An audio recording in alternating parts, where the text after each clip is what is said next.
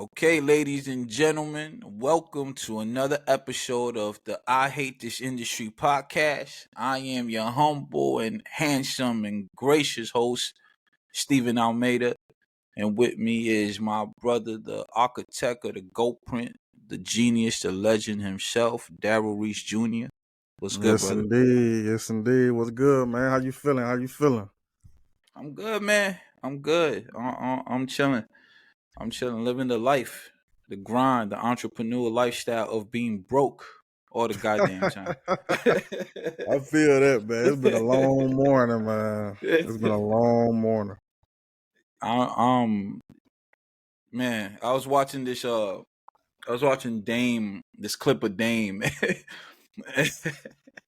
Yo, the things they be asking Dame is be wild. somebody, somebody asked him, why you always broke? Hell, why you so broke? Yeah, I seen that clip you put out about You that saw that? yesterday. Yep. Yeah, and he goes, man, you always broke when you chasing your dreams and you putting your money back into the streets. Like, I got money So for bills, but yeah, not nothing else. he said, I ain't got money for nobody else. I felt that, man. I felt Oh that, yeah. Dame. I feel you. That's all I got money for, man. I just got enough money to get by. I don't make this entrepreneur lifestyle look easy. I'm not one of those people who claim I'm an entrepreneur, so I got it, and like, nah, I'm in the hustle, the grind. This shit is real. This is a real hustle, a real grind. Uh, Oh yeah, in the real life trenches with it. So yeah, yes, sir. So all just y'all gotta that keep be pressing through. Just gotta keep pressing through. that's right. So everybody that be on IG, fronting like they got it, Hey, like, sometimes you gotta look the part. nah, I get it, but Sometimes you gotta do that. I just thought about that sentiment like I, last year. I And get it. But sometimes you gotta do that. Sometimes. yeah, but everybody who do a e-commerce business don't got it. You know what I mean? Oh Everybody no, who no, they no. just be it definitely be nonsense. Oh yeah. And I When them and I cameras turn off, it's a whole other life on the other side. yes sir, yes sir. And that's the thing with this entrepreneurial career path, that because of like social media, there's this like narrative that like you have to be on. Being an entrepreneur means you're wealthy or you're rich or you have this certain type of lifestyle. And very few people highlight the grind and the grittiness and the hustle and the struggle that come with this shit. I'm Oh here to yeah. tell y'all this shit ain't easy, man. We in the streets with it. We in the trenches for real. We in the trenches Still with this getting it shit. out the trunk. Still getting That's it out the right. trunk. Yes, sir, man. Yes, sir. But Oh what's good yeah. with you, bro? How you? Oh yeah, man. Like I said, man, I'm doing good. I'm doing good. I got my coffee this morning, worked on my film, worked on my script, and it's coming along pretty nicely. Like I'm in the point where I'm trying to add emotion. I'm trying to add these elements to the dialogue. So I'm really focusing on the the tiniest details within the words that they speak. So I'm trying to make these scenes and these words a moment because it's a short film. So I'm trying to make every single millisecond, every single detail like matter. So I'm trying to do that with the dialogue. That's where I'm at with it now. But we getting there. We're at the finish line. We getting there. Yeah, man. It's never easy. I mean, that's part of creating something that's great, is the refining and retuning of things. And these are scripts that I know you started years ago. So the Yep, fact about that 3 years even that, ago. yeah, the fact that you even still refining and retuning and rewriting it now, man, that's a testament to what it takes to make something that's great and something that's dope. I feel you. I feel like I rewrite everything a million times. And then I also get to a point where I'm just confident with the execution. So it's both. But when you want to create something special and great, you throw it through so many different buffers, um, to make sure you got that thing that is special, that stands out. So I feel that. Yeah, I'm excited for it, man. I'm super excited for this project, man. For this Oh yeah, film, for man. Me everything, too. for everything. Oh Um, yeah. I was damn. I just thought of something. It was another Dame interview. Shout out to Dame Dash, man. There's another interview. Where was it at? What platform was he on? I can't remember what platform he was on. I just watched the interview. I think it was an old interview, but they released it now, or they re-released it, something like that. Was it But one he was like sitting down with like a woman or something like that? Sit on the couch or something like that? was it with a woman? It might have been a woman. I might have got confused. I'm tripping. I think that might have been Kanye. Oh no, Kanye just did one. Kanye be With crazy. Candace, I think. Yeah, with With Candace. Yeah, Candace. Yeah. Kanye a wild dude. Well, he took that shot at Hove and Beyonce. He a wild dude. Anyway, I won't get into Kanye. And his antics. Now Dame was damn, I wish I remember the platform. But he was sitting down on someone's platform, and they were talking about the movie. I know it was old because he was talking about the films that he did, Honor Up. He talked about Mhm. Lositis, and he talked about the process with Lositis of making that film.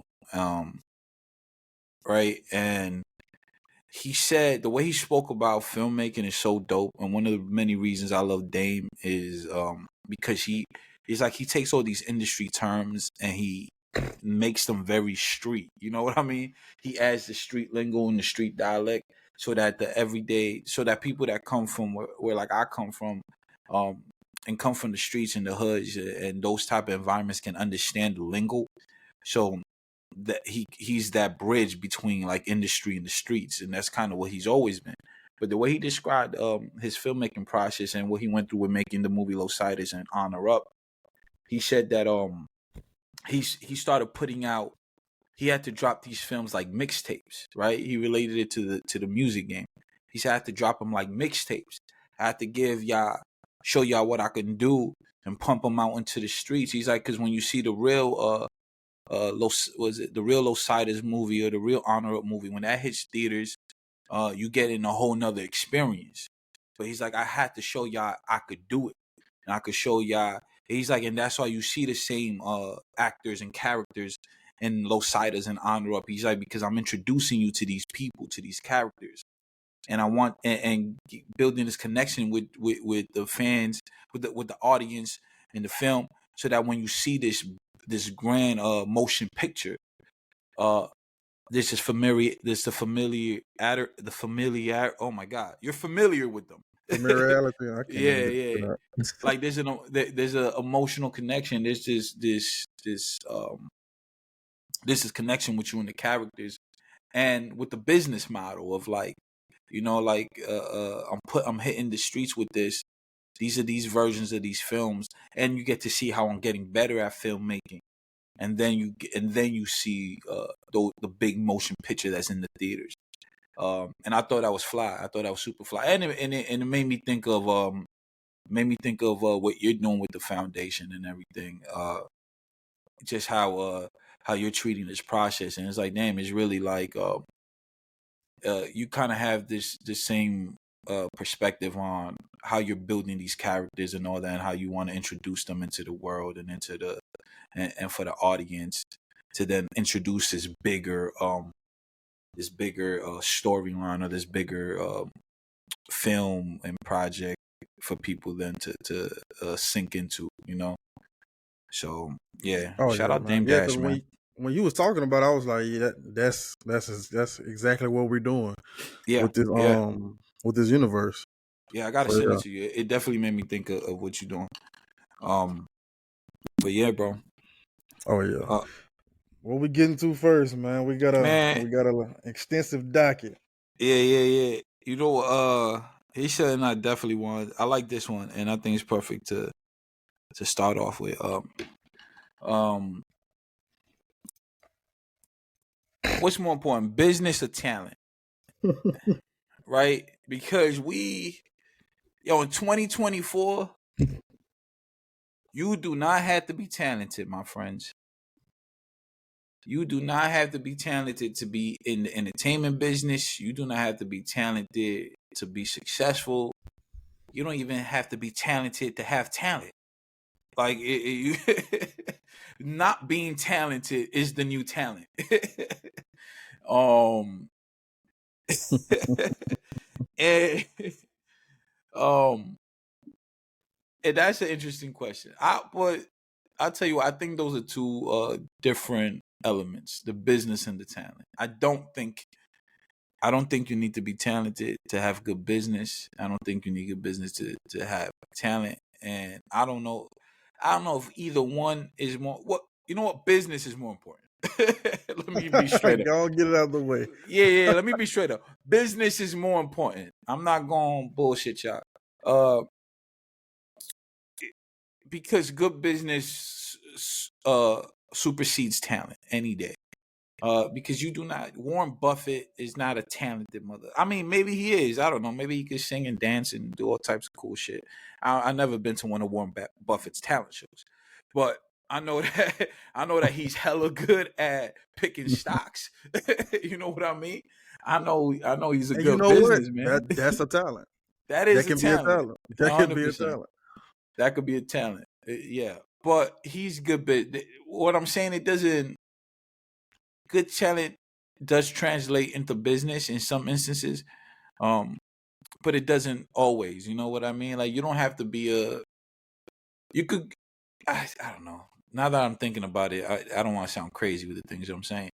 Because what do we deem as talent? You know, because I could be the most talented carpet cleaner in the world. You know what I mean? Like,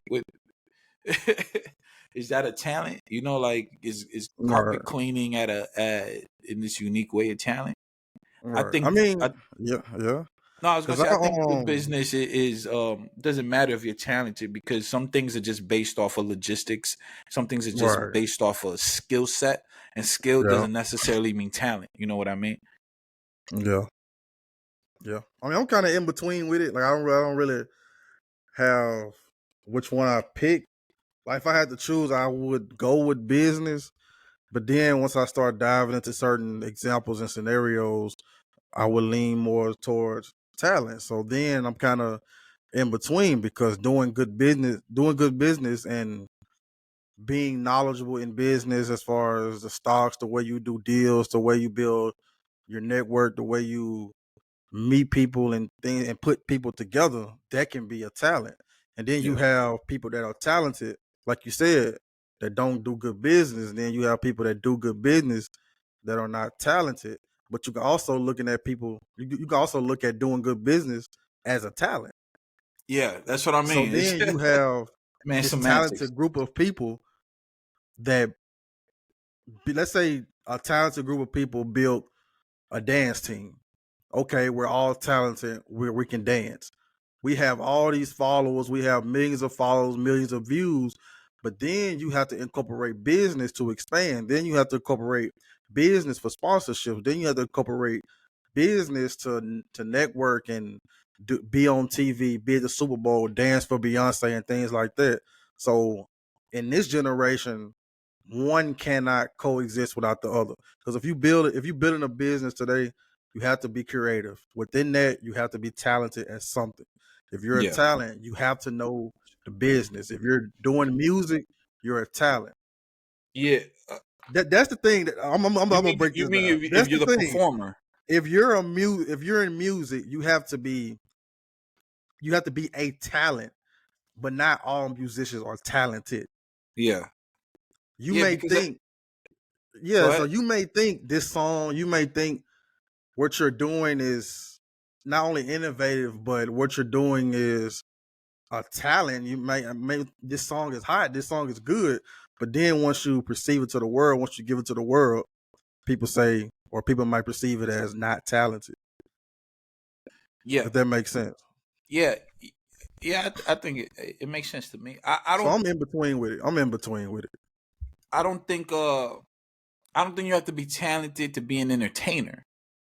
Right. You know what I mean? Because what entertains isn't necessarily talent. You know what I mean? Uh, and I guess it just deems what it's just whatever you deem to be talent. But Right. I don't think every entertainer is talented. That's just me personally.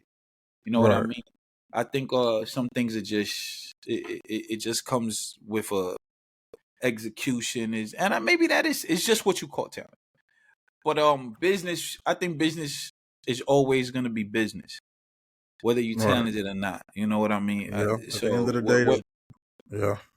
Whether you're good at crunching numbers and that's what drives the business, whether maybe a talented tax accountant, I don't know what. It's just whatever you think talent is. But if we're talking in the sense of like of like artistry, I always think the business is more important than not more important than the artistry. But I think if you want to be in the business, you have to have the business down packed. Right. Yeah. Because you can be an artist in your basement, you know what I mean, and the bit you could be an artist in your basement where the business doesn't necessarily have anything to do with what your talent. But I think that's a good question. But in reality, there's so many people who are not talented today who kind of just exist in this entertainment industry. If that's what I'm talking specifically about the entertainment industry. I don't think every podcaster is talented. I think you Right. need a gift and a talent to be able to get on a mic and talk. And I think you need charisma. I think you need a certain energy, a certain relatability. I think you need to know how to say things, I think that there's a talent, there's an art to that. I don't think every podcaster has that. You know what I mean? I don't think everybody who gets on a mic is talented at it. I don't think everybody who raps is a talented rapper. I think some motherfuckers is like putting words together.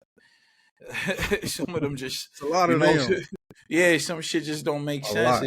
It's just, You know who you are. yeah. But they got their business right. You know what I mean?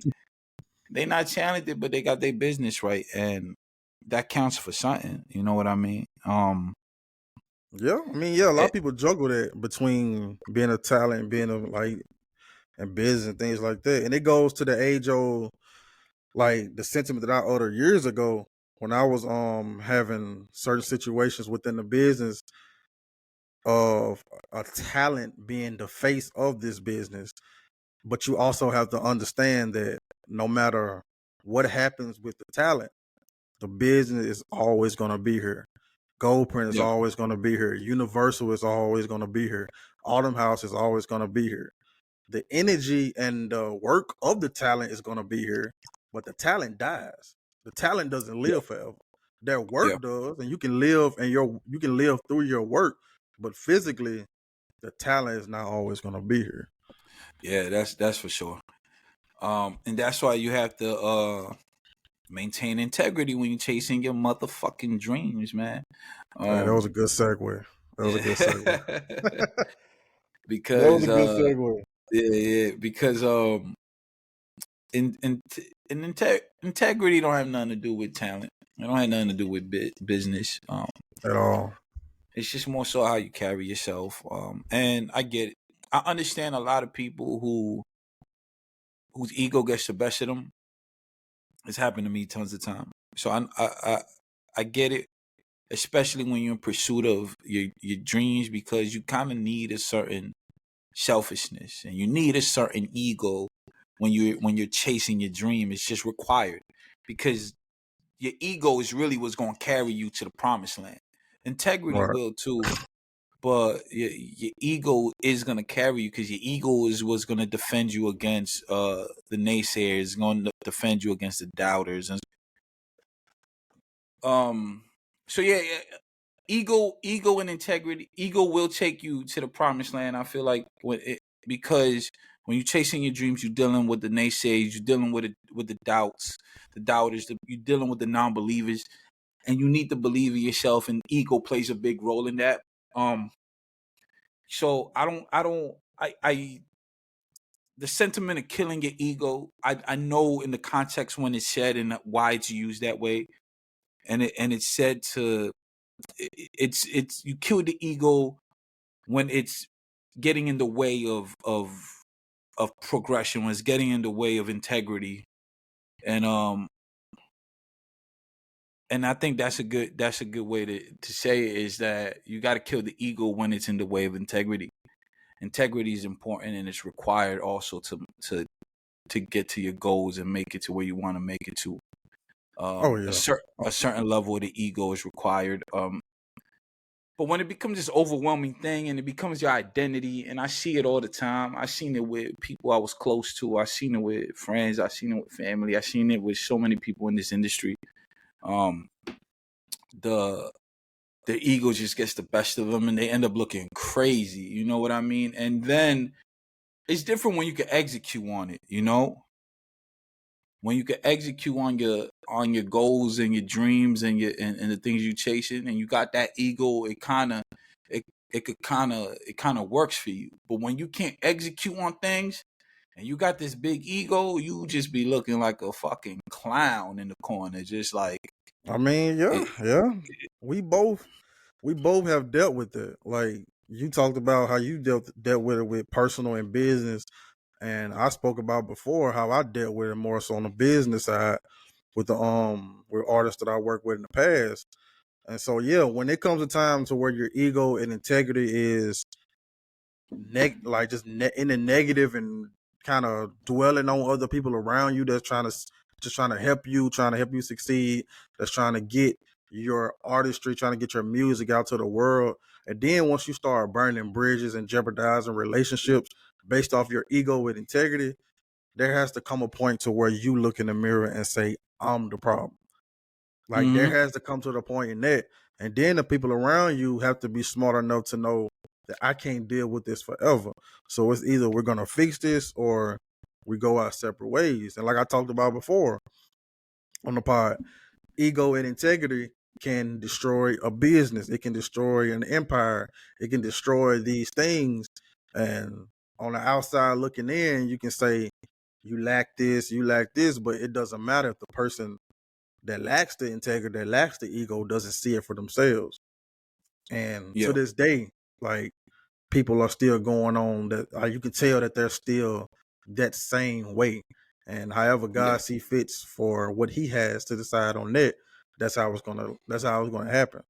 So yeah, that integrity, man. Like I built my company off that, and the mm, time where I did wake up to see I can no longer surround myself with certain things. That's when things started mentally just climbing, going up, going up, going up, and getting better. So you have to be aware early, but if you're not, over time, you have to protect yourself from those that have this bad ego and things like that. And we talked about Dame Dash earlier. Like, it's so many people that talk about how he treats other people and things like that, and he'll have his own sentiment of how he feels and things like that, and he'll just say, "Name me one person that I disrespect or things like that that didn't deserve it or was stealing from us."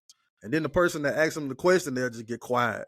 Like they'll get very yeah, quiet about it. So it all depends on the person ultimately.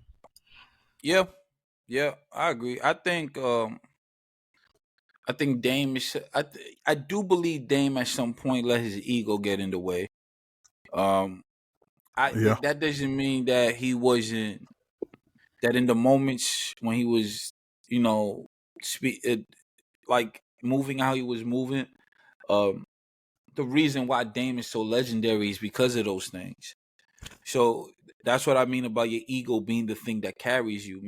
Maybe in the long run, you turn some people off, and it had the effect it had, and um, but see the difference with somebody like Dame is he don't cry and whine about it. You know, he ain't Right. saying these Yeah. people did me like this. These people, he pivoted. You know, I love when he says he's like, I left the industry. You know what I mean? Like I left it. He's like, you know what? He says a lot of people can't just leave. You know, he's like, I left the music industry, and he's like, and I did something incredible in the fashion industry. But then he goes, see, people don't talk about that part. You know, people don't talk about, and let's be real. People don't talk about all the things Dame's built. They so focused. See, and I see it. I see the media narrative. So it's like I know when the media is working against somebody. So I see how the mainstream media paints Dame, you know? And granted, maybe he does have his issues. I don't know him personally, so I can't speak to that. But everybody got their issues.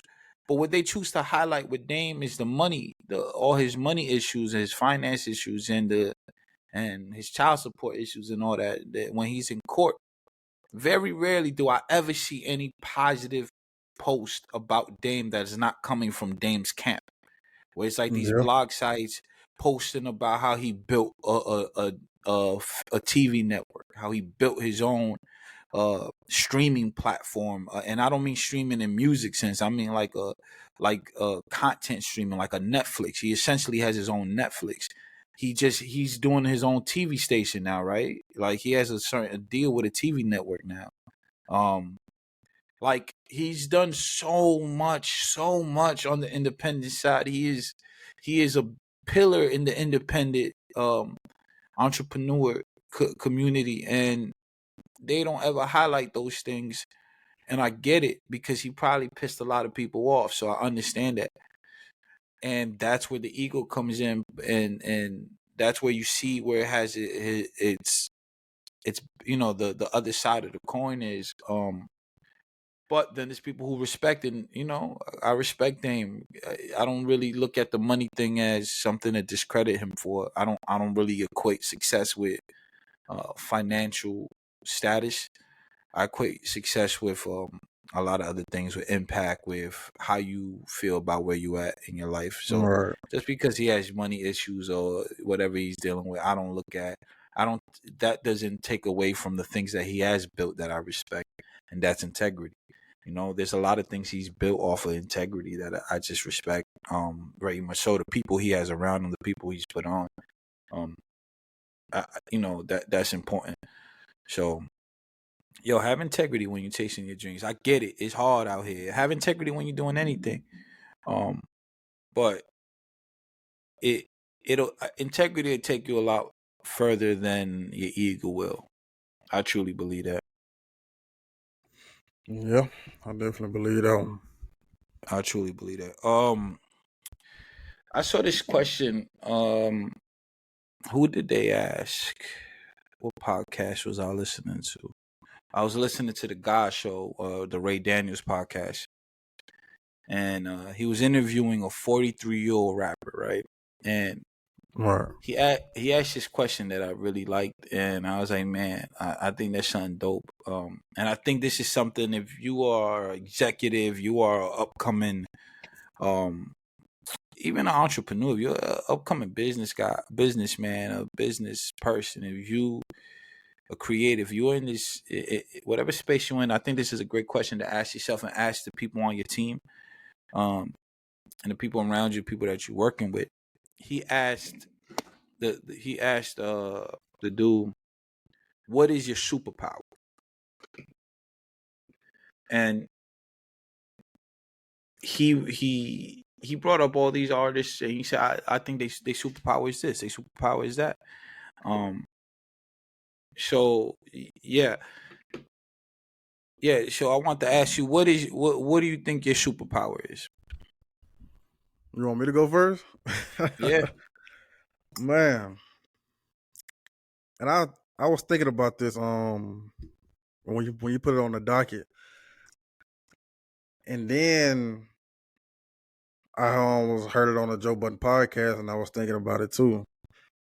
And if I can truly say it's, and this has been my downfall, this has been my upbringing, this is like caused me happiness and sadness throughout my life.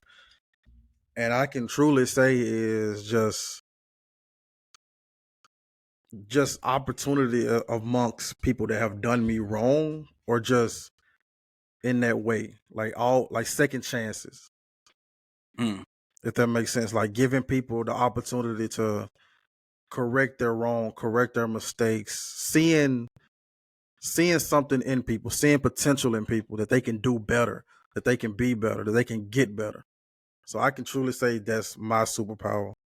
I can say putting people in, or trying to put people in better positions, but I haven't created that yet. Like, I'm still new to this, but if I had to truly say my superpower, it would be that, just seeing the best in people, trying to bring out the best in people, and just second chance and things of that nature. I could truly say that's mine. That sounds like grace, man. It sounds like the grace that you have for other people, man. The grace Yeah. that you give other people, man. I mean, that's a yeah. I I don't believe there's a superpower that doesn't have a different side, offside to it. I think everything has the ups and everything has its downs. So it's like you have grace for people, but that's gonna backfire sometimes. Right. Even Superman has kryptonite. So Exactly. So that everything is one and the same. Um, yeah, that's a good one, man. I think my not now that I think I know this is my superpower because it's been the thing I've been able to do naturally my whole life. Um, and it's the thing that a lot of people give me my flowers for and praise me for. So it's I've received enough flowers while I'm living that I don't need them when I'm dead. I'm one of the very few blessed people who I get a lot of love. I got a lot of love in my life from people that I've worked with and dealt with. But I know my superpower is communication and the ability to communication and connection. The ability to put people in a room, to make something happen. The ability to it's like what you were saying. The ability to create opportunities. Like I'm just very, very good at communicating with people. I'm right, very good at connecting people. I'm very good at uh arranging the room. You know what I mean? Like when right, I'm in a room full of like if I'm in a room full of talented people, I have this supernatural sense of being able to organize and structure it to where we can make something productive. You know what I mean? right. Um, Yeah. and that works fantastically in a creative environment. Um, it works in social settings as well. It works in a lot of dynamics. I just seen it, and that's why I say that because I've seen it play out in many different dynamics, not just a creative space, not just in a business space, but in just social spaces and amongst family, amongst like um. So yeah, communication and connection, man. That's my superpower. And see, and I wanted to tag that there because I feel like understanding your superpower, um, along with having integrity, it, and how you navigate the different areas in your life can truly carry you to a place of success. Um, Absolutely. that awareness of knowing what you're good at and knowing what you're naturally just what you have this natural ability to do.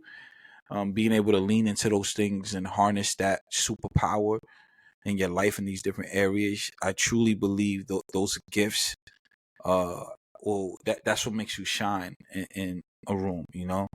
So I think it's important to identify that uh, as soon as possible. And like I said, I think it's good to understand those things within your team because, or the people that you work around or you're with, because then once you understand everybody's superpower, you can then utilize it and place them in positions to where the superpower comes into play and it benefits everybody, including as it benefits that person or that individual. It could benefit your overall goal, benefit your group, benefit everything around you. So I think it's very important to understand that. So, yo, ask your team, ask the people around you what their superpower is, y'all. Absolutely. Um, I definitely agree with that. And if anybody listening, just put in the comments and things like that, and just talk about what you feel your superpower is, and we can have a yes, healthy sir. dialogue. Yeah, I like that. I like that. Um, yo, let's tap into the Deadpool and Wolverine film, man. Okay, Uh, okay. so it grossed $1 billion. Yep. Making it one of the highest R-rated movies of all time. It's the highest, if I'm Yep. not mistaken. I think It's the so. I think highest. so. I was having that conversation in the car recently. I think it's the highest grossing rated R film. Though they use a cheat code. Uh, because it's the Marvel universe, right? They use the Deadpool franchise, and then you had Wolverine and all that. It was just a recipe for a success, right? Yeah. Granted, that doesn't always work, but it worked well. I saw the movie twice. I saw it in 2D and then I saw it in 4D, which was a interesting experience. A lot of people. Every time I went, it was sold out. I'll say that much. Theaters were packed. It was sold out. When I saw it Thursday, the night before the release. It was sold out. Then I went the next week and I saw it in 4D and it was sold out that day too. That movie was kicking ass in the box office, man. Like and when people say this film is good, it's different when you outside and you see it. Like I saw it. Like I saw the people's in the theaters. I saw the people there with it looked like Comic-Con in that motherfucking theater, man. People was dressed up. They was dressed up like Deadpool. They was dressed up like Wolverine. People was dressed up like Spider-Man for some I don't know. It was very odd, but it was dope. But that's what Marvel events do. It brings out the nerds. Oh yeah. I mean, yeah, like just Disney Respectfully. in general is the highest grossing franchise of anything, and the Marvel Cinematic Universe falls in that too. And me and my grandmother, she put me on to comic books and DC I and thought you was Marvel and gonna things say like you and that. your grandma went to see Deadpool and Wolverine. Oh no, I mean if this was like 10 years ago, we would have. Like she don't go to the movies Okay. anymore, but Man, I back was in the gonna say, day, your grandma gangster. She went to see that I movie. mean, like I said, if it was 10 years ago, we would have. But yeah, Okay. like just meet me and a Marvel head, and just since, like I said, since I was a little kid, and just looking at the projections, looking at the people that was in the film, the people that was rumored to be in the film, like you kind of knew, like okay, they gonna hit a billion. They gonna hit a billion early. They gonna hit a billion early, and I went to go see it. It's an amazing movie, amazing movie. Like I loved it. I loved it. I only had my one issue with it is it wasn't really connected as far as what could happen next. It wasn't really connected with the multiverse, like as far as the other films. And I get you had the TVA involved. You had things like that of them going to different multiverses. Like I like the part where they showed the different Wolverines. I like the part when they was in the other world where you get Yeah. prone to, and I like those elements too. I love the Wolverine element. I love the mini Deadpool element. Like I love everything about the film except for the connectivity part of it, and which I understand. I get because you automatically knew what you was going to project it to do. So Yeah. you knew that you had this formula with Ryan Reynolds. We got Hugh Jackman. We don't had him for 10 years, 20 years. And then we bring in guys like Blade. We bring in the Human Torch. We bring in these people and some other people from the old X-Men movie, and it was a few of them was the original actors from the Mm. late Oh yeah, 1900s Electra. and early 2000s. Yeah, Yeah, she was in Electra it. was I thought I like the Gambit Yeah, I like because that. I like that. they know all the kind of controversy around the Gambit film. There was all the controversy around the Gambit movie coming out and then it didn't come out. And that was what was that dude's name? Channing Tatum. Channing Yeah, is it Tatum. Channing? Yeah. Yeah, Channing Tatum. He was supposed to play in I that want to movie. say Jason Tatum. Like crazy. Not Jason Tatum. and he Channing- and he was supposed to That's play in crazy. that movie. So seeing him there playing Gambit, it was dope. And I love the subtle hints that he made towards like the film not being out. Like he made these subtle jokes here and there. Yeah, it was a Um, Blade one too. When he was yeah, saying yeah. there's only I'm gonna the be one there's Blade. only one. Yeah, there's only one Blade. Yeah, Somebody told me Sticky Fingers played Blade. I think he did. L.A. I Lamar. seen. I think it was I like an didn't know early. that. It was like an early 2000, 2003, 2004, 5 on CW or some channel. He did. I seen a picture of it. That's crazy. He told me that, and I was like, nah. And he was like, yeah. I'm like, nah. He did it. He said it was like a show. Yep. And let me see. Yeah, he did. That's crazy. That's that's horrible. Yeah, that's nasty. Like when you look at it, that was like, Marvel trying to forget about that. That was dumb. It was Fragile Star Sticky Fingers. One of the Sticky Fingers. Yeah, it was Sticky in a TV series. That was terrible. But I never saw it. I'm talking just talking about. I can't see that. So there was all these subtle hints, and Deadpool's known for breaking the fourth wall, so that was a cool. I like that they did all of that. As for I thought I mean, I can see I'm not that deep into the Marvel universe. There's people in my household that are very deep into it, so I hear about it all the time. Oh, I'm deep into it. Yeah, so I'm not that deep into it. I thought the continuity between all the films I've seen, I thought it was there. I mean, I could see how they alluded to things, and Right. I understood how the Deadpool, how that film introduced all these different avenues now that they could, all the different routes they could go down, and I thought that was the objective with the film, with the Right. introduction of all these characters and all these routes, and now what's gonna happen. Um, Also, yeah, it was a great movie. Great movie. It My thing with films like this is that people go to the movies for these type of films, right? Um, if a film like this can't be released on a streaming platform, like a streaming platform release, do you? I mean, not that it can't. Do you think it has the same impact and the cultural relevancy? Uh, nah, cause I don't think so. Cause this film was an experience. Like they've been promoting this for the past 2 years. They've been hyping it up.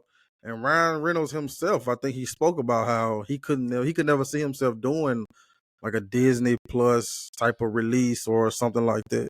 Like this is we almost guarantee $1 billion like movie. Like Yeah, they knew it. They knew it. If not that, then very close. Like they yeah. knew it. So I think it had to be a theatrical release. Like that experience, them doing a customized bucket, the on popcorn bucket and the cups and things like that. Yeah, it had to be. It had to be. Not every film could do that though. Not every because No. the like the big screen route is kind of, I don't want to say it's dead, but it just doesn't it doesn't hit the same no more. I think Right. I only see it being effective when it comes to these big blockbuster films. You know what I mean? I mean, Like yeah, it's I, more centered around certain franchises like Oppenheimer. Well, not Oppenheimer, but Doom. You can go not the franchise route, Oppenheimer. You can go Barbie. You can go the Harry Potter films. You can go every Marvel. Well, I ain't gonna say every Marvel release because some of them, the yeah, some Marvels. of them could have. Some of the movies could have been released on. Some of the movies could have been released on Disney Plus, Thor 3. Like, but yeah, some of the movies could have been Or not released at all. yeah, so some of the movies could have been what Thor 2, Dark World, whichever one was Dark World, I think too. But yeah, like so yeah, and Star Wars and it's a few more movies in the past. Fast and Furious.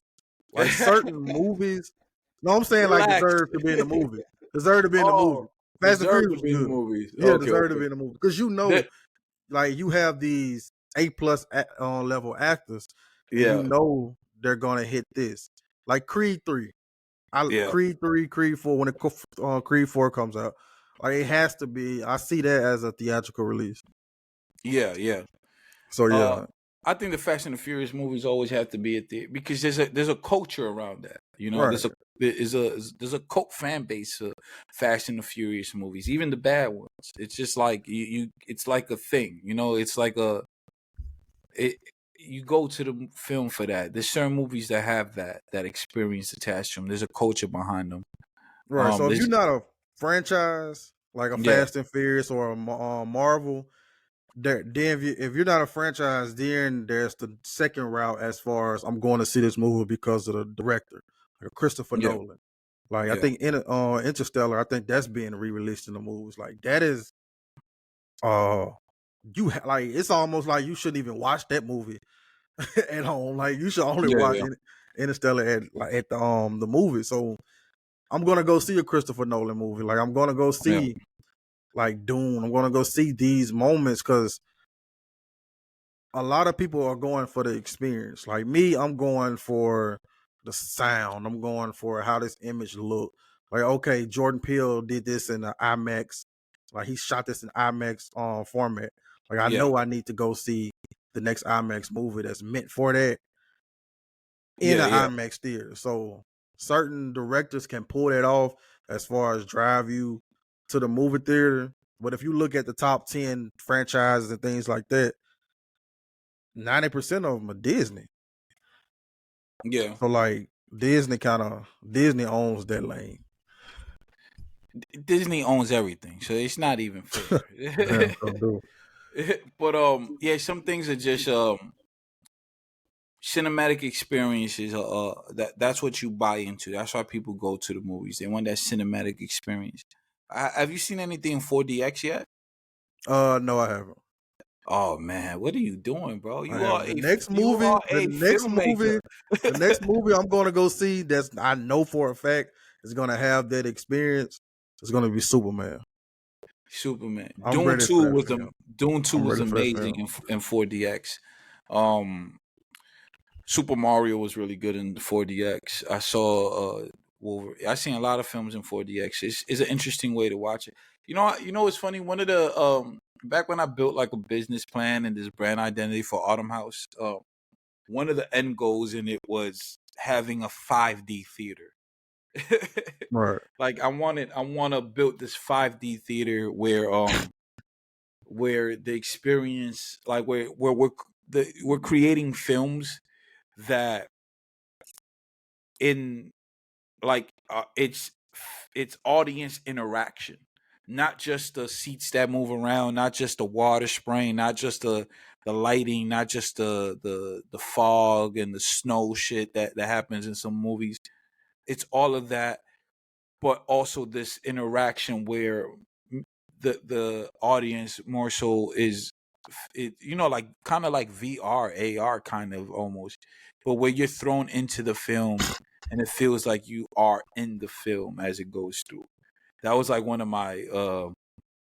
of the tech goals I had for Autumn House when I first thought of the concept. Where it was like, man, I would love to build this like an Autumn House theater, a 5D theater where it's like this whole interactive experience for films. And then that that opens up a lane for filmmakers to make specific films that are 5D, 5 dimensional. So Oh yeah, yeah, that would be dope.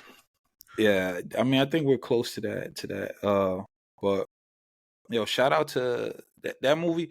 Um, that the Deadpool Wolverine is a great testament to blockbuster movies still hitting in the box office, man. So All I know right. for a while we thought it was over for the theaters, and even Marvel was looking a little shaky. They still looking a little shaky. I'm gonna lie, they I still mean, the looking a little next two shaky. films that they were releasing is a little shaky. I will say Captain America. I'm gaining my interest in that. But this other Yeah, film, Thunderbolts, you're yeah, like it's gonna have that. Well, I ain't gonna say Eternals effect, but the Thunderbolts they're gonna have some familiar characters that we recognize. But yeah, are they like? Is it gonna hit? Like I feel like it's gonna do the same as the Marvels did, and kind of yeah, that realm because they're not gonna go to Disney Plus route with the Thunderbolts. Like I get, but the next movie that they're banking on is Fantastic Four, which I yeah. think is coming out after Thunderbolts, like in 2026 or something like that, or Yeah, end of we gonna see. 2025. But I mean, yeah, Marvel is a company that I love. DC is a company that I love. Is both are companies that I would love to work with in the future. So yeah, man, they both like I see like DC is under new management, so I'm very excited for this new universe. I'm very excited for Superman. I'm very excited for both Batman movies that's coming out Yeah. and everything else they have to bring to life. So Um, will we be seeing Drake in a Marvel movie or in a? Universal Yeah, got his he gonna play Aquaman in the DC movie. Universal got their hands in everything, including Drake's pockets. Yeah, I um, mean, yeah, he released the 100 gigs experience. I call it an experience because what he gave us things that we love about Drake. Like, well, now that we love about Drake, he gave us things that we wanted to see from him. yeah, Because me personally, I like seeing the behind the scenes. I yeah. like seeing the the process. Like I love the process more than anything. And he gave us videos of him working on Views. He gave us videos of him working on Scorpion and the albums before, and even recently with Hotline Bling and things like that. And then he gave us 3 new records with Lotto, 21 Savage, and was Young Thug on one of them. I didn't hear none of them. I'll be honest. I'm We only sorry, heard Drake. one with Lotto. But yeah, he gave us an experience with the 100 gigs and the behind the scenes. So I thought that was cool. And him giving us that experience online, and then Universal being Universal, which was expected. You have a contract with Universal, so throughout that Yeah, contract, you not finna release music like that and not expect Universal to get a dime from it. Like, come on. So yeah. I don't know what happened behind the scenes with that. And you already in hot water, really, with this Kendrick situation. So Still. you're already in hot water. And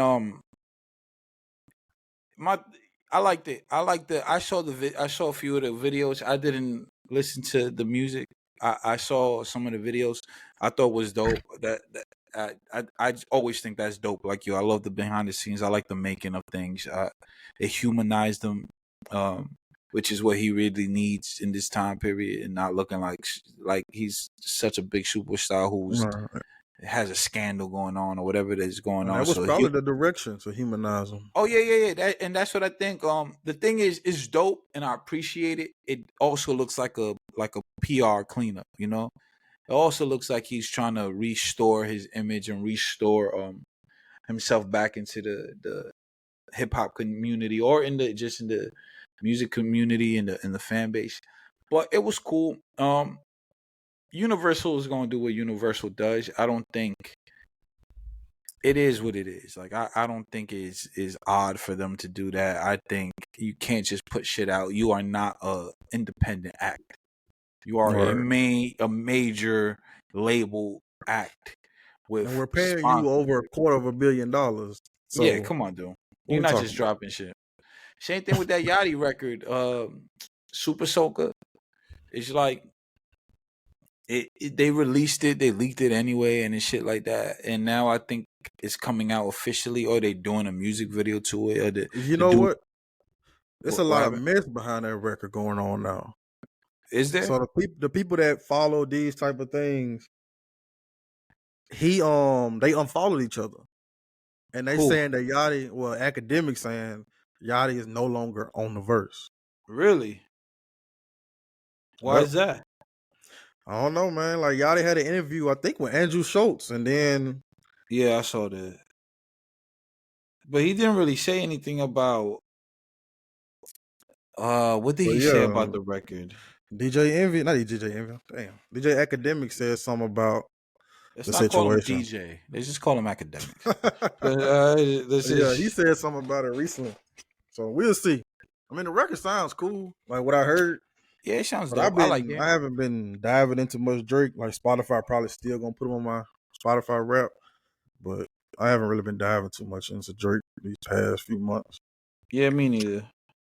The record sounds cool. I like Yachty, so you know what I mean. I think Yachty's dope. I like Drake. I think Drake is dope.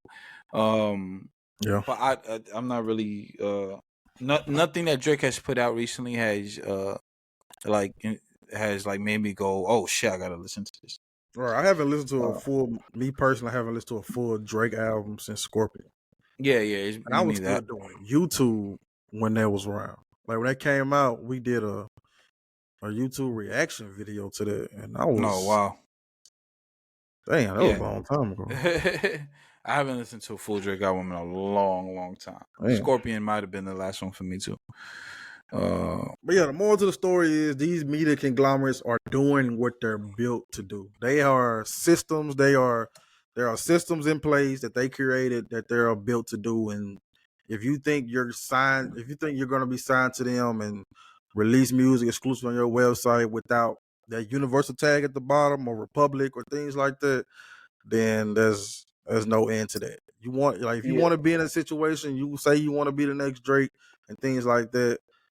We live in a generation where if you're an independent artist, is there, like, that's a question right there. Can an independent artist get to the level of a Drake? Me personally, I feel like right now, no.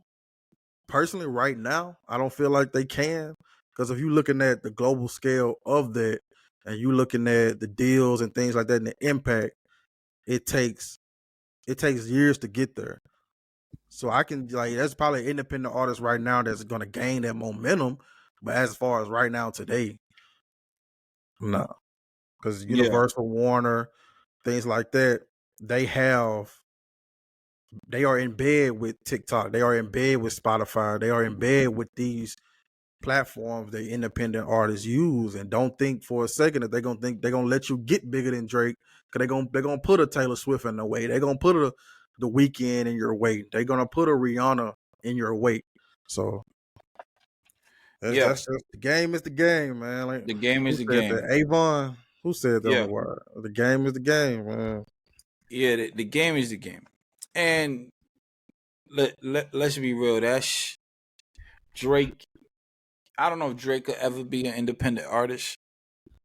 I think too many people have had a hand in his success for him to fully ever be disconnected from somebody. You heard what Kendrick Um, said. well, well, You was signed to a nigga that was signed to a nigga that would say he was signed to that nigga. yeah, yeah. So I think that's the Drake curse. I mean, Pusha T said it before Kendrick said it. You know what I mean? And I think before Push said it, Joe said it. You know, so that's, we know Drake is an act. There's certain different types of what's the word? There's certain different types of archetypes in the music industry, right? You have the independent uh artist, which, let's say that's La Russell. You know, I think he's a good example of that archetype. You have the La Russell, let's say Russ, right? You have the major label artist who's like the shelf artist, right? The major label artist who's signed but they on the shelf. Um you have the legacy act, which is a Busta Rhymes, you know. You have what else is a legacy act? The Fugees, the you know, those acts that they Right. catalog sales. They don't gotta make new music. But Busta Rhymes is a legacy act, but he makes new music. You know, Nas is a legacy act, but he puts out new music. Um, but there are certain legacy acts that don't make music now. They just tour off of their old, like the Grateful Dead. If you not just talking hip hop terms, um, Billy Joel, you know, like there's these legacy acts that could tour forever and make money off their catalog because the music is that good and they've been around for that long. Celine Dion, like all these artists, um, labels. Those are that's another archetype in the music industry. Um, then you have the active major label artist. Let's say that's a Yachty, that's a Travis Scott, that's a you know, like those type of artists, a Future, I would say Thug, but Thug is in jail. And then you have the major label superstars. Maybe Travis Scott is considered a superstar. Yeah, you can Uh, put him, Travis Scott, The Weeknd, Beyonce, yeah, Taylor yeah, yeah. Swift, Drake. Yeah, that's a category. Yeah, Eminem, a legacy act, but he still right. puts out new music. Um, Rihanna. So yeah. Rihanna, yeah, that's the superstar major label. So yeah, I wouldn't consider those the active guys. Um, and then you have the like the Empire artists. The I guess those guys are I guess Empire is not really a major label.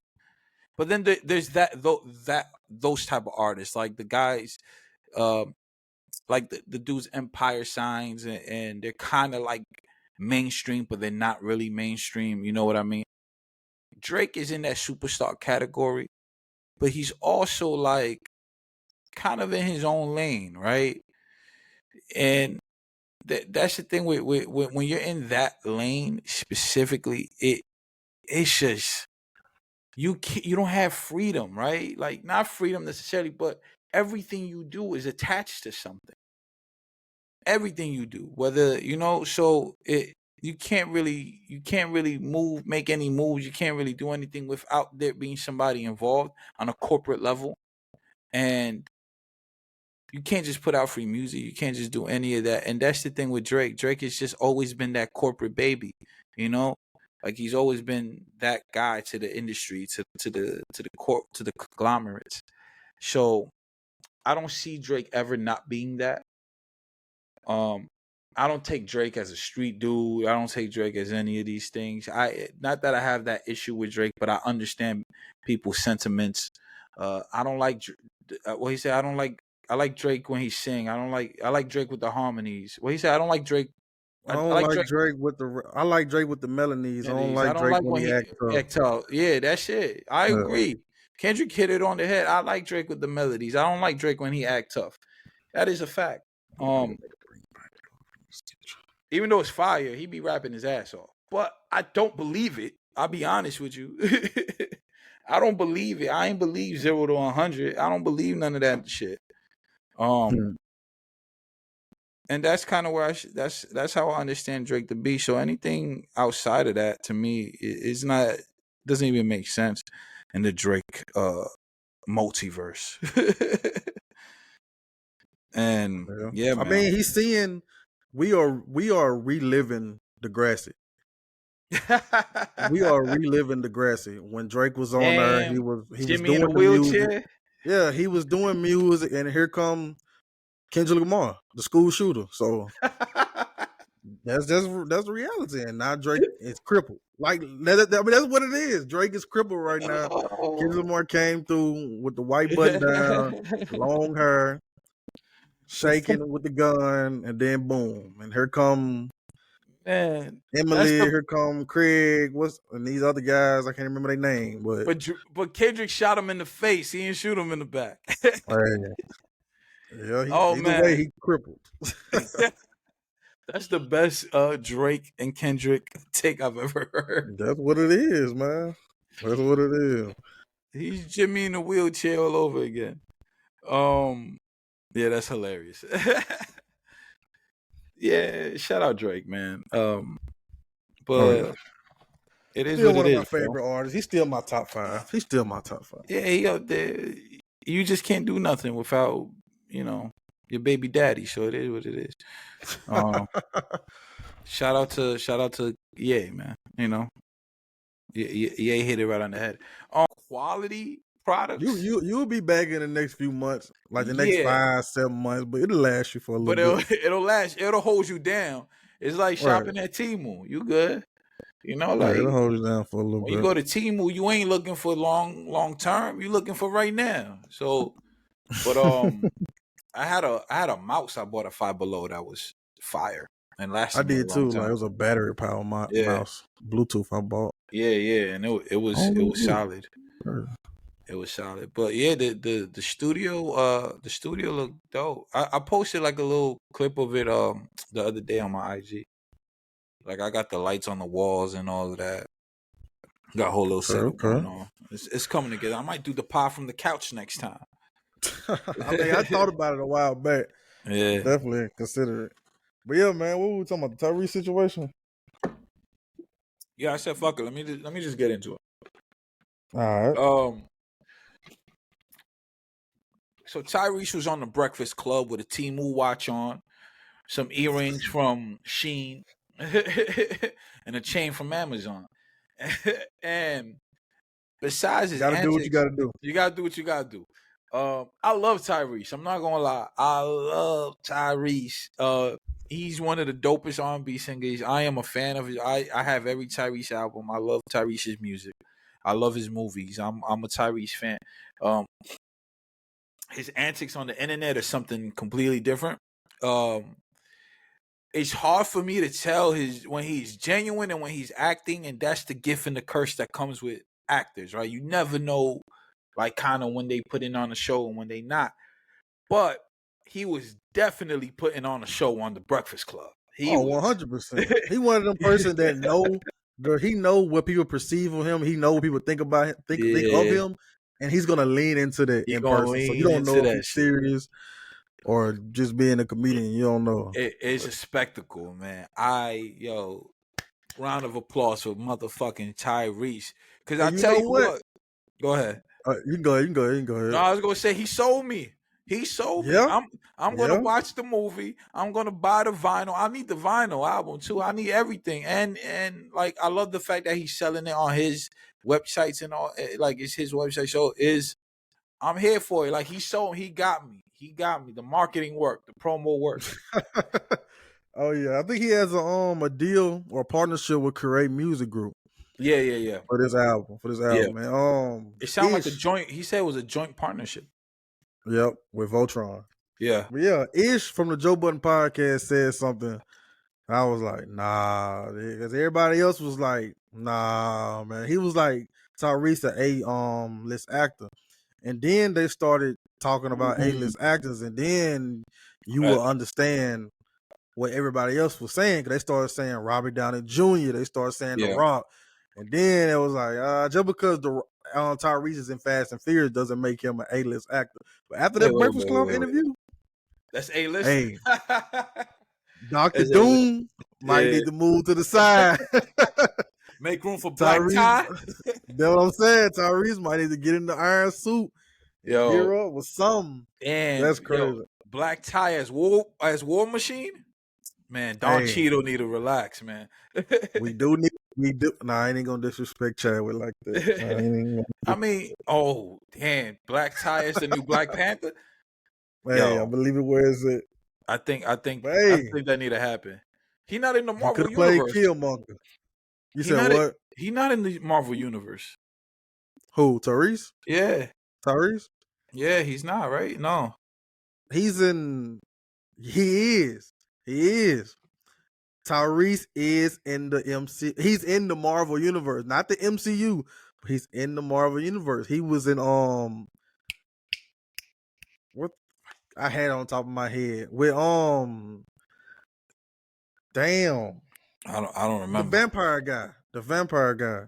Oh, he was in that movie. Morbius, Morbius. I think it's Yeah, Morbius. he was in that film. Tyrese is in there. Oh He's in shit, that movie. I didn't He's see in that. that movie. I'll He's be in honest. Morbius. I did So not see that. technically, he's in the Marvel universe. Damn. He's in the same universe as one of the Spider-Mans, I think.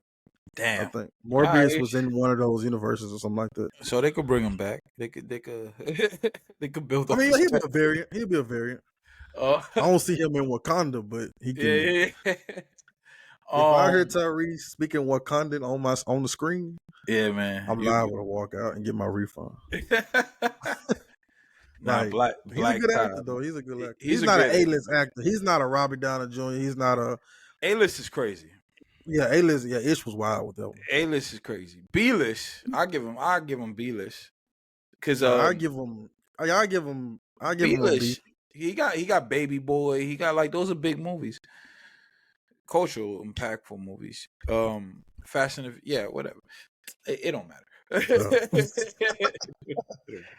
His performance on Breakfast Club was one of the best acting I've ever seen.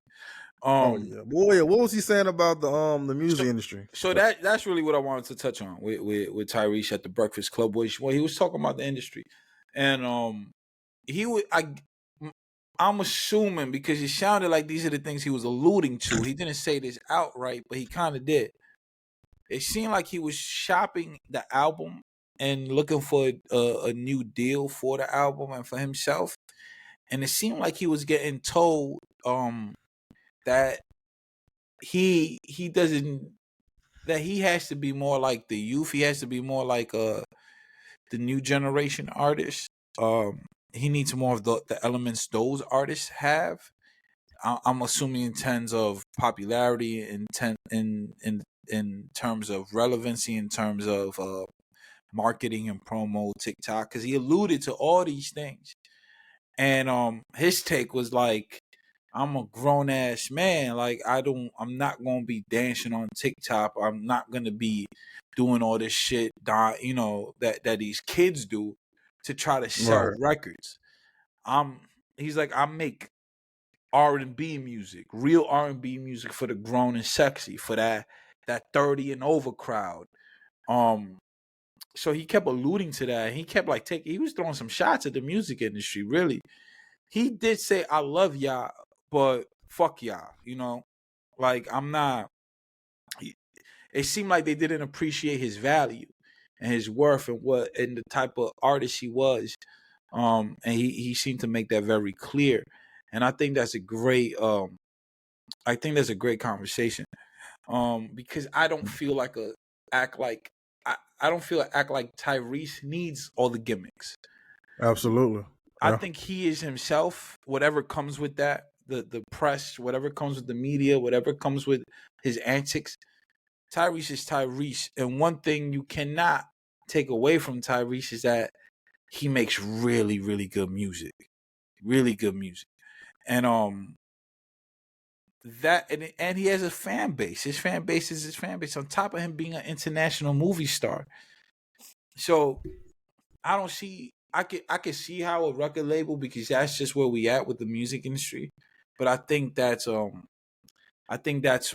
like when you hear all these people talk about the music industry and the people who are in the industry now. And Tyrese alluded to it. It's funny because Tyrese said what he said, and I've heard a lot of those same sentiments across different platforms. I heard Ray Daniels talk about it. I heard a couple people on IG, like a couple music industry people talk about this, how they don't really have music in they don't have music people in the music industry anymore. It's all business guys that are all about numbers, where you don't have somebody who's kind of looking at the business from a cultural standpoint and from a musical standpoint, from a understanding of the artist and the talent and the music. And Tyrese was kind of alluding to that. And we have all these shifts within the industry. I don't think we're not going to touch it. We're not going to touch into the Warner Music and the Atlantic Music thing. Maybe we could, but that's a deep dive. But all these guys who transitioned into these positions, let's say like an Elliot Grange, Elliot Grange ran it. 10K is his baby, right? He had 6ix9ine, he had Trippie Redd, he had Ice Spice. I think there's some other people there. They're not that important for me to know them. I think those are his major acts Damn. that were successful. No disrespect to them, but I don't Oh, know yeah, I get them. what you're saying. I get what you're Yeah, I don't saying. know I mean, them. that's true. And That's true. I know Trippie Redd. I like some of Trippie Redd's music. Um, I like 6ix9ine. I like some of 6ix9ine's music. I like 6ix9ine as a character in the music world. His street politics something completely different. But I like him as I like him as a character. I like him as the Joker of the music industry. I love that about him. And I love the things that he exposed. I love what he brought to the game, the good and the bad. You know what I mean? Um, and Ice Spice, who is a cultural phenomenon, I guess, however you That's your want to call favorite it. artist, That's man. my favorite artist, number one. Um, and and so and granted, Ice Spice don't make good music. Let's just be real. She makes catchy records. Um, she makes catchy records. She makes things that the kids like. Like, I get what she does, but she is not make good music, and her brand is not built off of music. Ice Spice's brand is not built off of music. It's built off of shaking ass. It's built off of selling is selling sex, right? And with that, with her image, it's based off of selling her image. And with that, they attach everything else to it. They attach whatever sponsorships, whatever brands, whatever things comes with that. Because you no longer need, and this is the thing, you no longer need to be talented to have good business, right? Ice Spice is a great example of that. But she don't have to sell music to sell engagement and to have all this traction and traffic. Her album only sold 20,000. Nobody gives a damn. She gets 20,000 likes in a day. You know what I mean? She has however million followers on IG. That doesn't translate to record sales. We've known that for a long time. She is a great example of the popular artist who doesn't sell. People do not buy Ice Spice music. It is not good, right? But it doesn't mean that she's a bad business investment, right? So I say that to say that's, let's put Ice Spice and then Tyrese. And that's what he was. Wow, that's a wild example. I'm just It's a saying, wild comparison. yeah, that is a wild comparison. But this is what Tyrese was saying. Tyrese was the one taking his shots. Tyrese said it a lot crazier than I said it. I mean, yeah. Tyrese said, little Tay, little JJ. Tyrese said he don't watch at his shows, you know. But I'm talking about in the business where Right. Ice Spice is somebody that they could sell and market, even if the music isn't good. Think about that. Even if the music isn't good, we can still sell and we can still market her. We can still get sponsorships. We can still get engagement and traffic. And that's really what it's about. Tyrese, on the other hand, might not be as culturally relevant as Ice Spice. Might not have as much impact with the younger generation. Might not, and the younger generation is what kind of dictates the sales or the way the culture moves. Tyrese doesn't connect as much to that, right? But the music is extremely good, right? Right. Yeah. And he was going to record labels and they would deny him or not offering him probably the money that he felt he deserved. And that's I think that's a great reflection of what the music industry is today. And I can see why that was his problem. I can see why he said fuck you. Like, I love y'all, but fuck you. I can see that because you should also invest in the talent. You should also invest in and not only that, Tyrese is arguably a legend. You know, arguably a legend, considering his career, considering what he's done, considering the talent. You know, like, we don't look at Jamie. I mean, we look at Jamie Foxx a little crazy now because of that last whatever the fuck that was where he got sick. So people had their own perspective about that, and that spun the narrative on it, right? But Jamie Foxx is an incredible talent. You're gonna tell me Jamie Foxx tries to go get a record deal right now? They're gonna tell him, oh, you got to do TikTok, you got to do this. We can't offer you. If Jamie Foxx goes to a record label, he deserves a multi-million-dollar deal. Jamie Foxx should get more than Drake. You know what I mean? As if we're talking talent and relevancy, you know what I mean? Jamie Foxx is an international superstar. Drake is an international superstar, but Drake is not a movie star. You know what I mean? Like, I see talent like that.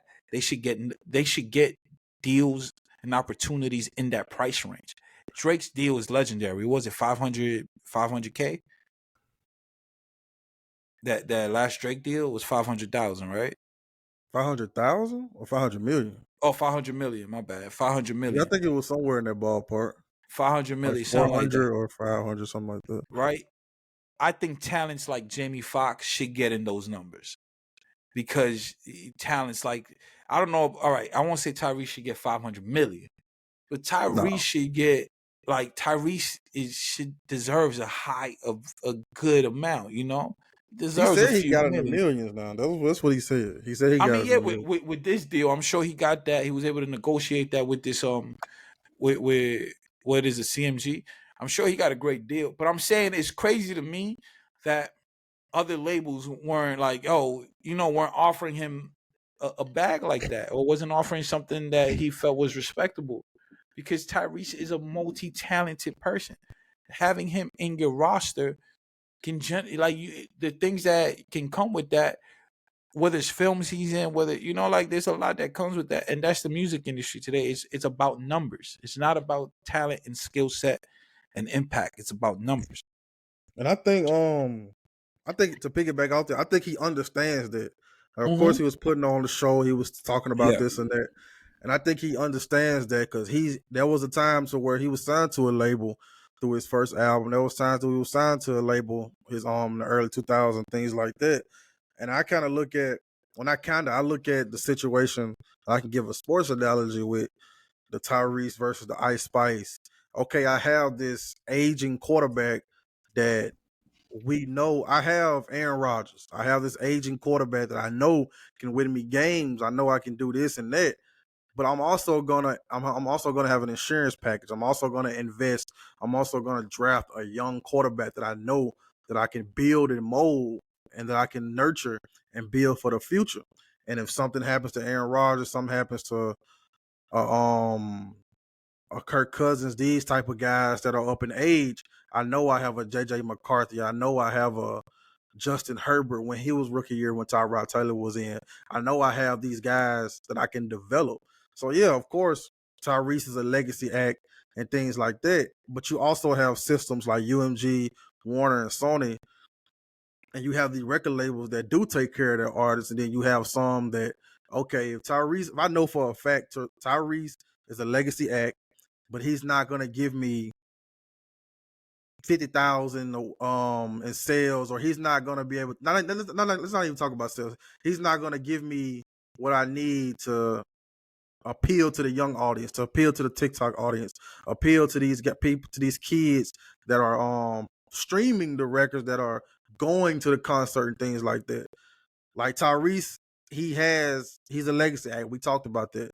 But then I also asked myself, what legacy act now that is somewhat consistent that the label cares of, that's in the Tyrese realm? And I look at Usher. Usher is someone that can do more than one thing as far as his artistry.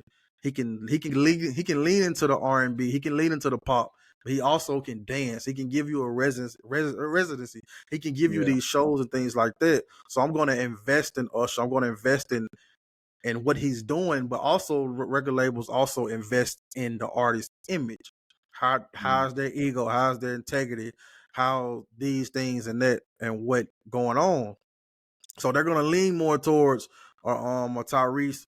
And that's why you have labels in situations like Empire and Creative Music Group that will invest in a Tyrese. Like those companies are very important, and those companies can be looked at as the backbone of the independent industry, the distribution cycle, and things like that.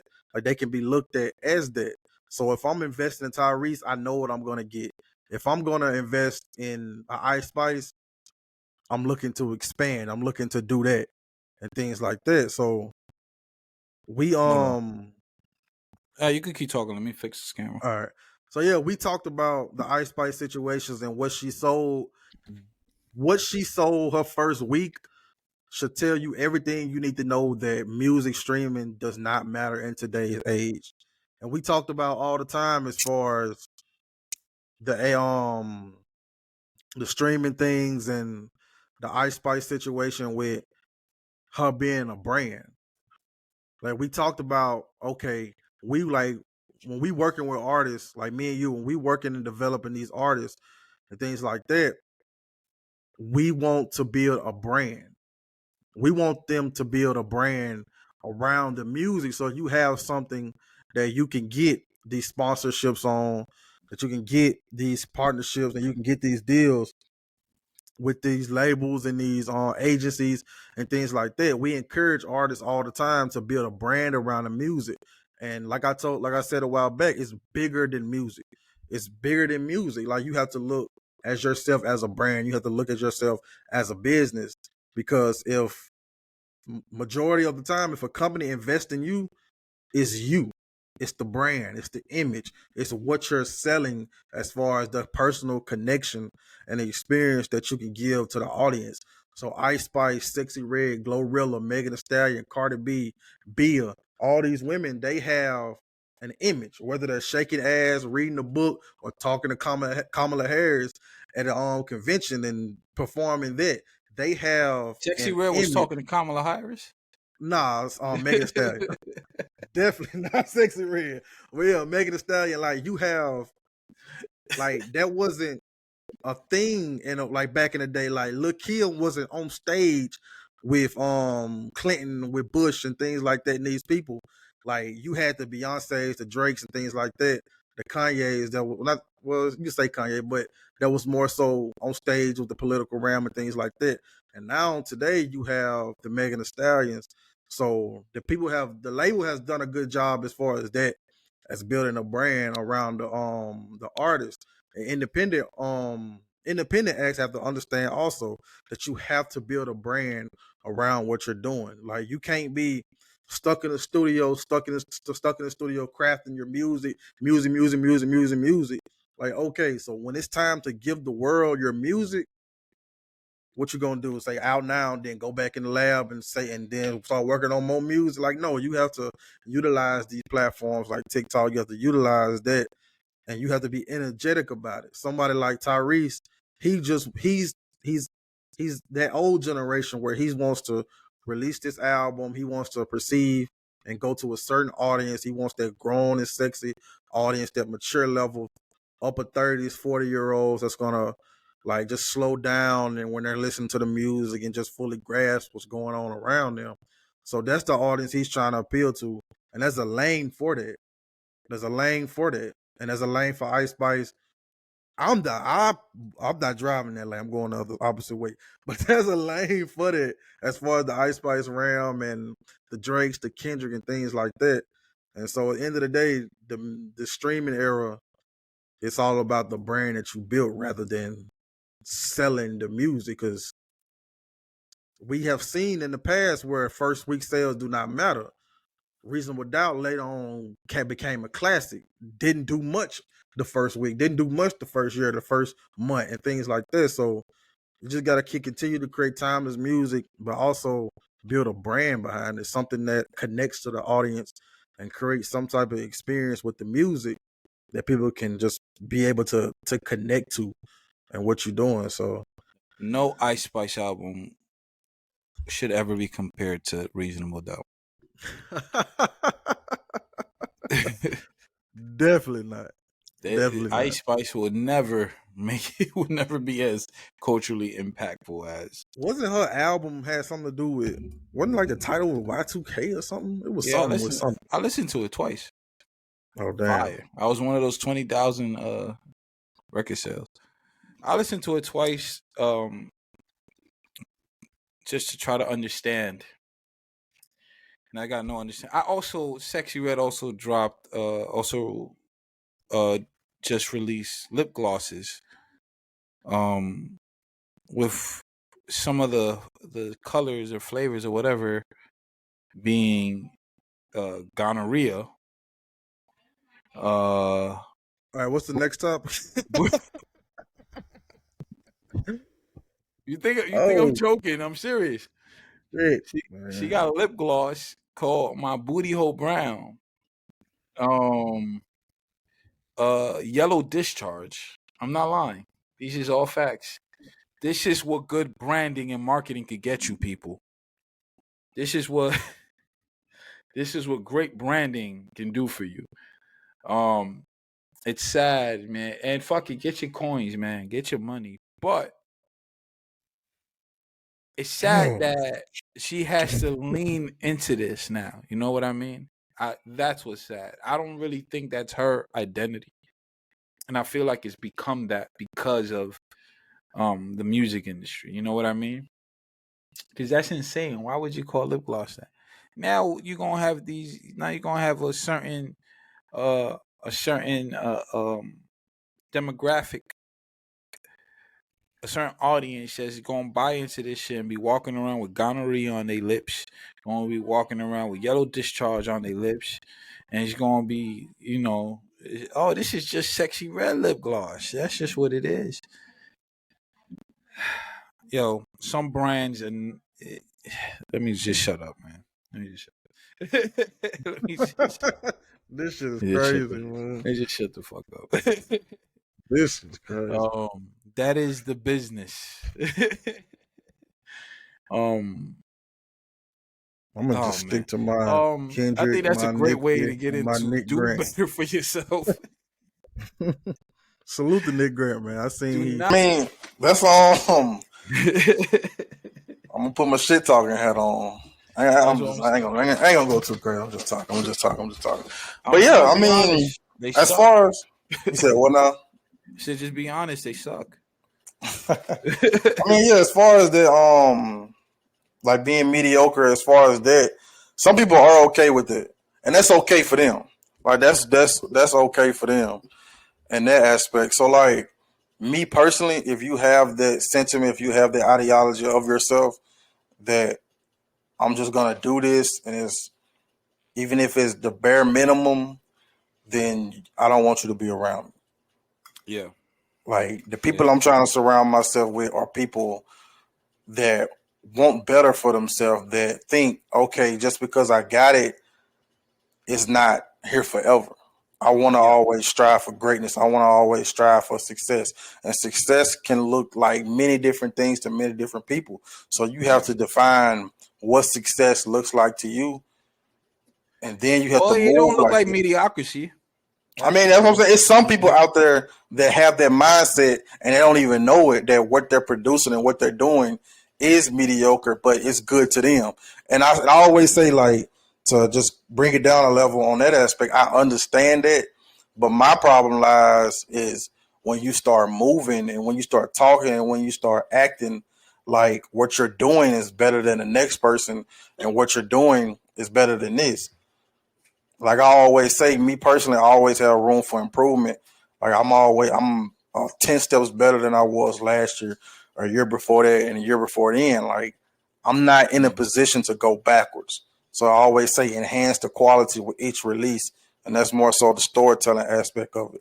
But then once you start shit talking and saying you're the greatest at this, you're the greatest at that, you're the best artist in this hometown, you're the best artist at this, you're the best at this, and you're not, to the majority of the masses, you're not, then that's when the delusions start to kick in. That's when okay, you have to bring it a step down a little bit, my beloved.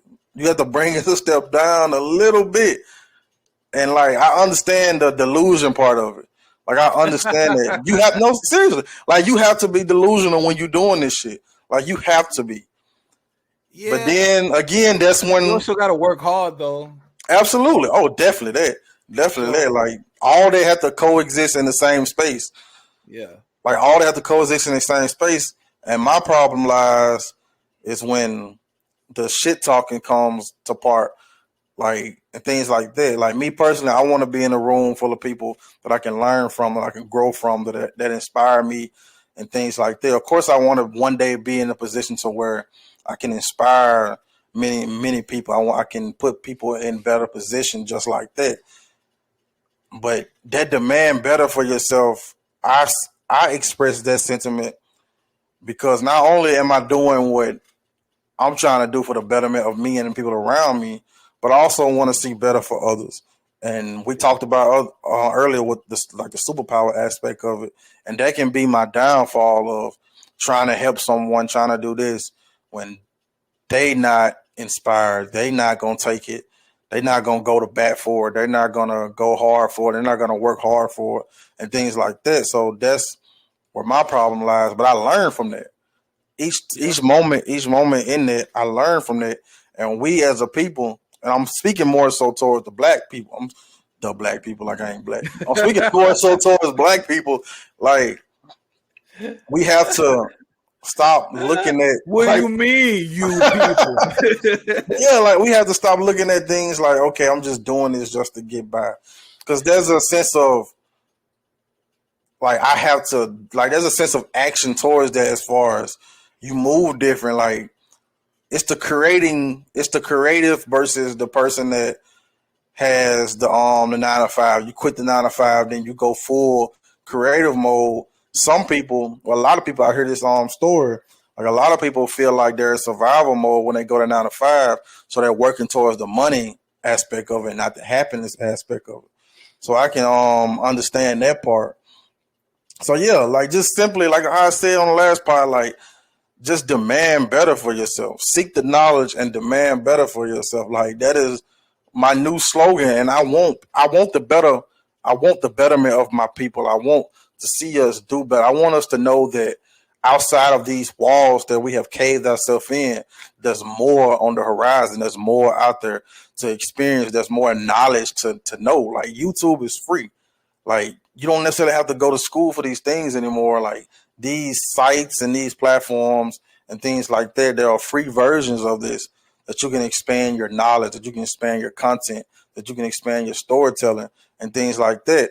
But my only problem is I guess it's more so just the shit talking aspect of it, that you are doing this, like the energy you putting out there, like what we talking about, like what we doing, And I had and I had a situation a while back, like I harped on it a little bit on a previous pod and things like that, where you tell this person, you tell these people, like it's kind of similar to if we doing a review for the music, and if I tell you it's ass and things like that, don't try to go to war with me. Go to war with your conscience. Go to war with yourself and try to make your music better. And if you keep trying and trying and trying, quit. So yeah, like that'd be my biggest thing as far as our people. We just simply just seek the knowledge and demand better for yourself, and know that whatever level that you think you accomplished, there's always a level greater that you can reach. There's always a level greater that you can reach on that aspect. Yeah, do better. See, I ain't talk too much shit. I'm gonna talk some shit. Do better. Get the fuck out the game, man. That shit. Bottom line. Some people shouldn't be playing. That's simply what it is. Some of y'all just ain't good. Some of y'all don't know how to take criticism. Some of y'all don't know how to do better. Some of y'all ain't designed to do better. Y'all just designed to be mediocre. Some of y'all superpower is mediocrity. Some of y'all superpower is being mediocre, and that's what you good at. You could be great at being mediocre, just not over here. You know what I mean? I knew that's where you was going with that. That's yo. I had somebody tell me. I was riding somebody's coattails. I had somebody tell me I did nothing for them. And then I removed myself from them, and they did nothing. And there you have it. I mean, that's not even being mediocre. That's being non-existent. It's you shouldn't burn the bridges or discredit the people who go to bat for you. And I'm not just saying it because sometimes maybe your superpower, and I'm joking, but I'm being serious when I say some of y'all's superpower is being mediocre, because maybe that is that, right? But if you have somebody on your team who's good at refining and retuning those things that you can generate that are mediocre, you got somebody that could take your mediocrity and make it greatness. You have to be able to put your ego aside, and you have to be able to recognize, recognize when things are better outside of yourself, or when somebody's doing something that's enhancing what you do. And when you have somebody on your team that's doing better, and not necessarily like that, whether it's somebody else or whether it's something that or an app or a technique you should learn or a class you should take that's gonna make you better. If you just feel like you are the greatest, that you are the best, that you are this, and you never gotta do nothing, but your work doesn't hold up to those standards, then you should just shut the fuck up. Because at the end of the day, when you it's different when you in your crib and you telling yourself you're the greatest. That's one thing. It's different when you outside trying to scream to the world, I'm the greatest. And you got people who challenge that, who gonna want you to show your greatness. And if what you produce is garbage or it's trash or it's not at the standard, people gonna tell you. The difference is I'm somebody, I'm gonna tell you with love. I might hit you with a gut punch. I might joke around with you. I might say you ain't shit. I might say it sucks. And how you react to that, criticism, not you, but the people that tell the person that. Yeah. with a person that's being told that however you react to that criticism is going to say everything. Yeah, Are because you I'm going doing to it go with love. to Are you going to go to social media and bitch and moan about it, or are you going to go back to the lab and figure out how this And and that? shut me up. Yo, Yeah, I love when people prove me wrong. I love when people prove me wrong. absolutely. Because I'm not above it either. When people Right. criticize me, I take it in. I take it in. I also push to be greater every time. So it's like that's just me personally. But I'm not above it either. I damn sure ain't gonna settle for to be mediocre though. You know what I mean? And the difference is, I mean, when you show and prove that shit, you don't even really gotta say nothing. You don't gotta talk shit. I talk shit because I got a podcast. It's my platform to talk shit on. And But they gonna tell us not everybody need a podcast. yeah, and that's a fact. Not everybody needs a podcast, but I got one. So I always say with this sentiment, it's about the information that you're giving. yeah, I got one. So it don't matter. Everybody don't need one, but I'm a motherfucker with one. So as long as I got one, I'm gonna keep talking. to the day I can't do this shit no more. To the day I feel like I can't enhance it. To the day I can't feel I can't improve. But even then, I'm gonna put out another book and another book and another book and another record. It don't even matter. It don't gotta be a podcast. You know what I mean? That's really the point. That is there's always gonna be something. When you have something to say, when you have a message, when you destined to be great, it don't matter what outlet it comes through. You know what I mean? It doesn't matter what outlet it comes through. It's gonna come out. And that's when you strive to be better. That's what happens. Maybe this avenue don't work out. You know what I mean? Right. It's not gonna stop nothing else though.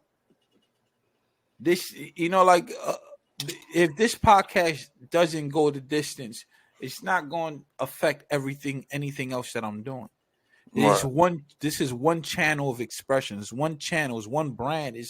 It's just one thing that we've created in the journey of being great. You know, Absolutely.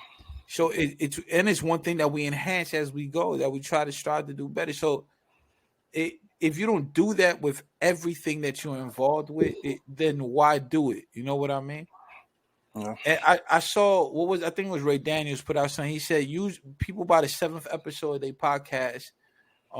Like people don't make it past 7. He was saying, he's like, usually people don't make it past 7. And we on episode 6. This is episode 6. So we gonna see. We gonna see. I think we gonna make it past 7 for sure. You know what I mean? So I don't think everybody's meant to be great. And that's okay. Even if I end up not great at what I'm doing and things like that, I do have a level of success that I want to reach. And it has nothing to do with being on TV. It has nothing to do with things like that. It's more so family centric. So if you have your level of success that you have destined for yourself and you do that, then you accomplish that. But it has to be it has to be something realistic. So don't think it has to be something realistic. Yeah, I agree. And that's the thing with greatness. You know what, son? I realized when I was running around with Autumn House, when we were like shaking and moving, and we was like really outside doing things. There was this intern. He was going to school for engineering. He was an intern at the studio we was at. He was as an engineer intern, and he was a Dominican kid, right? And I'm Dominican. And I remember one time he had graduated and he was stopping working at Forum in Jersey. That was a studio, our home base. And he was at one of these sessions. I think we was doing it was a listening session. It was like a live performance session that I used to do. And he came in to help us set up and all that, and he was leaving. He said, "Yo, I probably won't see you again. I graduated. I got another gig somewhere else that pays, so, you know." And I was like, "All right, cool, bet." And I was saying bye to him, and he told me, "Yo, I appreciate what you're doing." He's like, I watch you. He's like, I watch you online. I watch the things that you're doing, what you do with these artists, the things like everything that you're doing within Autumn House. And he's like, and that shit inspires me and it motivates me because he tells me because I don't see too many people like us in this industry doing that. And to me, he's speaking specifically about Dominican, like having a representative who's Dominican and that he sees shaking and moving in the industry he wants to be in, or his people, right? You know, somebody that he connects to. And that right there was, you know, that hit me heavy because as I'm outside grinding and working and all that, I'm like, you in the struggle. When you in the trenches, you going through it. I'm not paying attention to who's watching, I'm just focused on what I got to do and what to do and how to make it better.